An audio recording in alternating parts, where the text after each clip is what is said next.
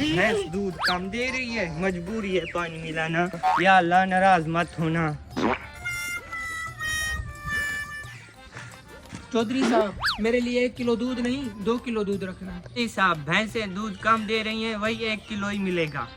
मैं तुम्हें बताता हूँ दूध बढ़ाने का तरीका। तुम इस तरह करो कि 5 वक्त की नमाजें पढ़ना शुरू कर दो, इंशाअल्लाह तमाम भैंसों का दूध डबल हो जाएगा। अल्लाह और वंडा डालने से दूध बढ़ता है। नमाज पढ़ने से पहली दफा सुन रहा हूँ कि दूध बढ़ता है। तुम एक मर्तबा मेरे कहने पर नमाज पढ़ना शुरू कर दो, अगर दूध ना बढ़ा तो फिर मुझे कहना। चलो इंशाल्लाह आज मिलते हैं मस्जिद में। एक दिन के बाद मौलवी साहब के कहने पर नमाज पढ़ना शुरू कर दी। अब इंशाल्लाह दूध बढ़ेगा।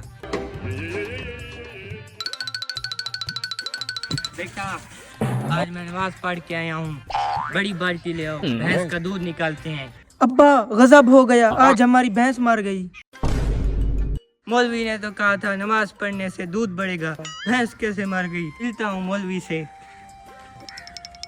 मौलवी साहब, आपने तो कहा था नमाज पढ़ने से दूध बढ़ेगा, लेकिन दूध बढ़ने की बजाय तो भैंस ही मर गई।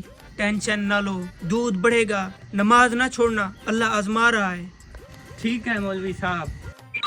1 दिन के बाद या अल्लाह, अब तो पक्का नमाजी बन गया हूँ। एक भैंस भी मर गई, अब तो दूध बढ़ा दे। बेटा क्या हुआ, क्यों रो रहे हो?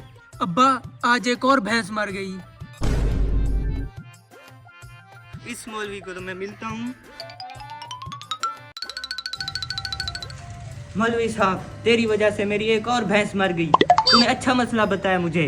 परेशान मत हो, अल्लाह ताला इम्तिहान ले रहा है। नमाज मत छोड़ना, नमाज के बाद ये भी दुआ मांगा करो कि अल्लाह ताला दूध बढ़ा दे। यार भाभी, आजमा के देखता हूँ, दुआ भी मांगूंगा आज। 2 दिन के बाद या अल्लाह, पता नहीं किसकी नजर लग गई हमारे माल को। क्या हुआ बेटे, क्यों परेशान खड़े हो? अब्बा, आज हमारी तीसरी भैंस मर गई है, एक भैंस बच गई है, हम तो तबाह बर्बाद हो गए। क्या? इस मौलवी को तो आज मैं देखता हूँ। 1 दिन के बाद क्या हुआ, हमारी एक आखिरी भैंस किधर है? हमारी भैंस मर गई है, ये कट्टा बचा हुआ है। क्या? इस मौलवी को तो मैं आज नहीं छोड़ूंगा। तू तो चुप कर जा, तू तो मेरे 2 नफर की मार है। मौलवी साहब, मेरी सारी भैंसें मर गई, मैं तो तबाह हो गया। क्या हो गया, मसला क्या बना?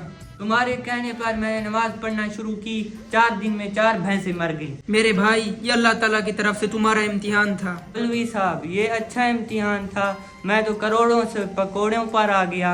मेरी बात गौर से सुनो, हमारे प्यारे नबी करीम सल्लल्लाहु अलैहि वसल्लम और साहबा कराम के कदमों की खाक के बराबर भी नहीं हम, लेकिन हमसे ज्यादा मुसीबतें और इम्तिहानात उन्होंने देखे हैं। ये लाजमी नहीं कि नमाज से तकलीफें दूर हो जाती हैं, नमाज हमें रब से मिलाती है।